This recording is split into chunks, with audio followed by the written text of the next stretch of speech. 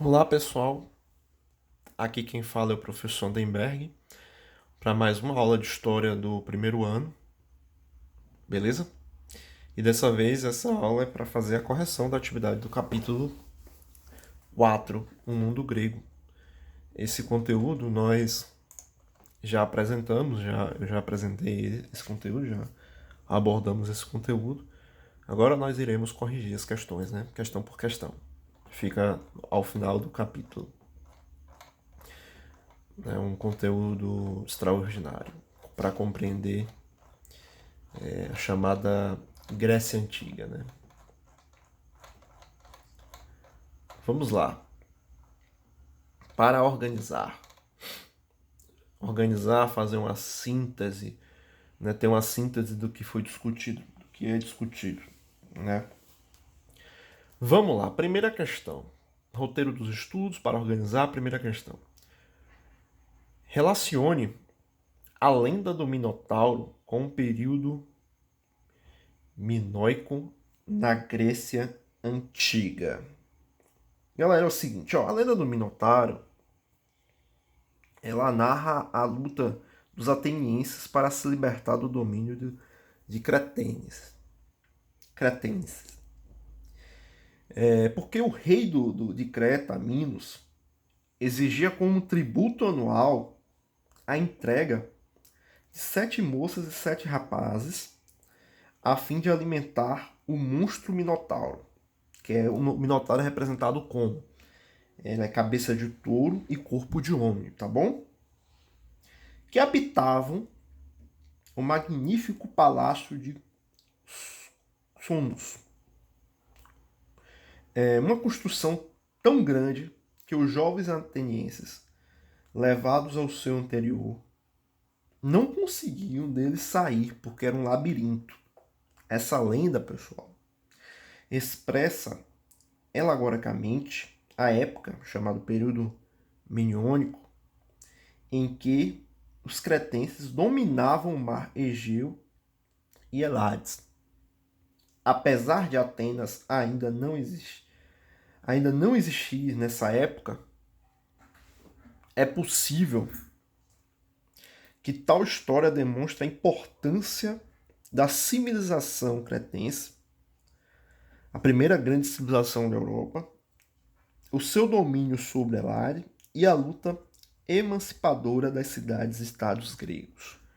Esse é o grande recorte da compreensão da relação entre a lenda do Minotauro com o período miniônico da Grécia Antiga. Beleza? Segunda questão. O que foi a colonização grega na antiguidade? A colonização grega na antiguidade, galera, foi uma tentativa de amenizar os problemas sociais da polis. Ela pode ser dividida em dois tipos. No primeiro, de caráter agrário, os colonos, né, que eram camponeses pobres, liderados por um fundador oficial e com recursos do Estado, partia de suas cidades de origem em direção ao sul da Península Itálica e a Sicília, que é a região da época de chamada Magna Grécia, onde fundavam novas cidades-estados e reproduziam os modos de vida de sua cidade natal. Esse é uma estrutura de colonização, né? Essa era como se dava a colonização, em um viés. Em outros casos, pessoal, por falta de mão de obra, submeter a população nativa à servidão, mas não à escravidão. O segundo tipo possuía caráter comercial, uma vez que a colônia, situada em uma região que poderia fornecer mercadorias importantes para os gregos, era utilizada como entreposto comercial, uma outra lógica de colonização, né, de dominância colonial. Terceira questão. Defina a importância das reformas implementadas por Cindécies, Clístenes na construção da democracia ateniense.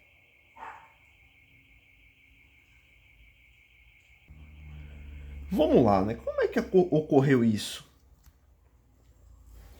Como é que se deu essas reformas, né? Cliténes avançou nas reformas implementadas por Solon. Dividiu os cidadãos em demos e tribos e formulou o acesso à bule e à eclésia, com a participação de todos os cidadãos, que essa estrutura foi uma estrutura chamada de democracia direta. Assim, as decisões políticas cabiam diretamente aos denominados cidadãos, embora os mais favorecidos fossem os que possuíam maiores recursos econômicos.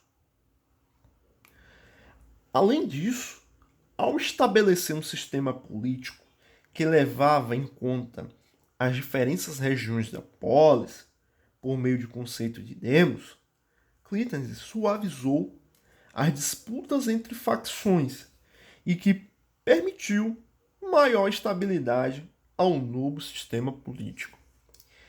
Ele conseguiu, em meio a toda uma contradição de uma democracia elitista, através de uma democracia elitista excludente, estabelecer parâmetros em que pudesse ocorrer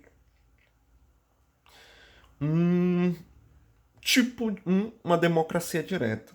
Isso que foi um grande aspecto de avanços no sentido do que foi a democracia ateniense.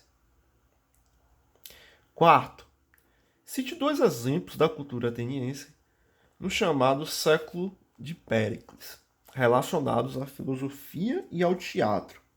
Vamos lá, dois exemplos da produção cultural ateniense. São a tragédia de Édipo Rei e Sófocles, escrita em torno de 427 a.C., e a denominada Revolução Filosófica de Sócrates, né? O criador de uma frase muito conhecida, de um fator de estimulação filosófica a partir do autoconhecimento, que conhece a frase conhece-te a ti mesmo, né? Conhece-te a ti mesmo. Quinta questão. Se na moderna democracia todos os cidadãos têm o direito de voto, é possível afirmar que não havia democracia em Atenas, uma vez que as mulheres não votavam? Essa resposta precisamos ter cuidado para não cairmos no anacronismo, né? Estar fora do tempo. É o seguinte, no sentido original, lá no período da Grécia, galera, o direito da cidadania na democracia ateniense, em sua fase mais aberta, manteve-se registro aos homens livres naturais da polis. Logo, não se pode desqualificar a existência da democracia ateniense com base em critérios das democracias modernas. Além disso, o voto feminino das democracias europeias somente foi instituído no século XX, a partir de um movimento político de mulheres, principalmente as sufragistas na Grã-Bretanha. São contextos diferentes, perspectivas diferentes, onde a gente não pode colocar o que nós entendemos acerca de democracia e participação política nos dias de hoje para aquele determinado contexto onde a estrutura social, econômica, cultural era totalmente diferente dos dias de hoje. Beleza? Próxima questão. Sexto. Possível afirmar que os reis de Esparta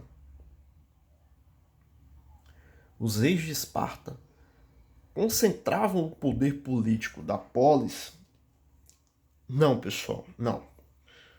Porque o exercício do governo ficava concentrado no conselho de 5 éfores, eleitos pela Assembleia dos Anciões, a gerúncia. Beleza? Sétimo, qual a importância da guerra do Peloponeso na história política das cidades gregas? A guerra foi ocorrida entre 431 a.C. a 404 a.C., marcou a ascensão de Esparta e o fim da hegemonia ateniense. Tal confronto envolveu duas coligações. De um lado, a Liga Leponense, formada por Esparta, Corinto e Tebas, e do outro a Liga dos Delos, liderada por Atenas. Com a vitória da Liga dos Peloponeso, Atenas teve de se render aos espartanos e seus aliados, entregando-lhe sua frota. Além disso, devido à crise posterior à guerra, teve de vender aos persas suas colônias na Ásia Menor. Essa derrota ateniense configurou a hierarquia de poder das cidades-estados gregas. É nesse sentido que temos a compreensão das grandes mudanças que ocorreram após a guerra, né? Os espartanos se estabelece uma nova hegemonia, uma nova perspectiva, uma nova forma de hierarquizar as relações de poder nas cidades-estados gregas. Oitavo, qual é a principal razão das guerras grego-persicas ou médicas? Era pela disputa pelo controle comercial do mar Egeu. 9. Em que medida o Império Macedônico extrapolou o território da Grécia Antiga? As conquistas de Alexandre, pessoal, levaram o domínio greco-macedônico para a Pérsia, a Fenícia, o Egito, estendendo-se às margens do Oceano Índico. É possível definir a cultura helenística como sinônimo de cultura grega? Justifique. Não, pessoal, não podemos. Por que não podemos? Porque a cultura helenística é o resultado de uma mistura, de uma fusão de culturas. Uma síntese entre a cultura grega clássica e as tradições orientais de persas, egípcios e mesopotâmicos. Ela se estendeu do Mediterrâneo ao Oriente Próximo. Tá bom? A grande cultura helenística. Então é só isso, pessoal.